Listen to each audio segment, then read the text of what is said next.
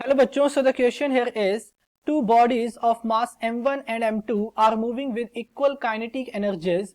What is the ratio of their momenta? ठीक है, तो इनके मोमेंटम का रेशियो क्या होगा। अब मुझे पता है कि दो बॉडीज है, मास m1 m2 है, तो मास के बीच का मुझे मासेस पता है इन दोनों बॉडीज के, एंड ये बताया कि काइनेटिक एनर्जीज दोनों की इक्वल है, बट मुझे ये नहीं पता कि दोनों की स्पीड क्या है, किस स्पीड से दोनों चल रहे हैं। ठीक है, तो कॉन्सेप्ट हम यहाँ पे यूज करेंगे काइनेटिक एनर्जी एंड मोमेंटम का।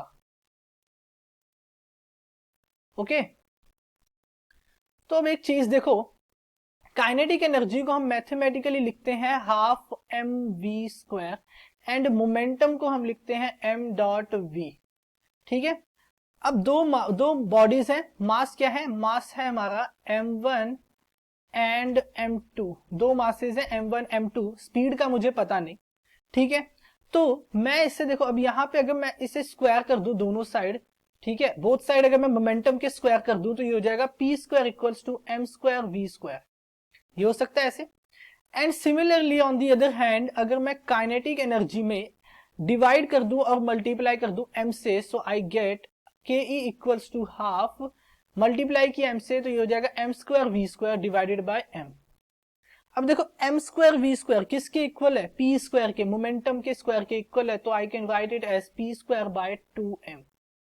तो ये हो गया फाइनल एक इक्वेशन, जहां पे मैंने v को स्मार्टली एलिमिनेट कर दिया। ठीक है, मैंने क्या किया, v को एलिमिनेट कर दिया, मुझे मास पता है और मुझे ये पता है दोनों की काइनेटिक एनर्जीज क्या है, इक्वल है, that is K kinetic energy of a is equals to kinetic energy of b, है ना। तो अगर दोनों को मैं डिवाइड करता हूं, रेशियो लूं मैं दोनों का, सो यहां पे अगर मोमेंटम लिखूं तो पी ए, पहले का मोमेंटम क्या आएगा, kinetic energy of A into mass to twice of mass A that is m1।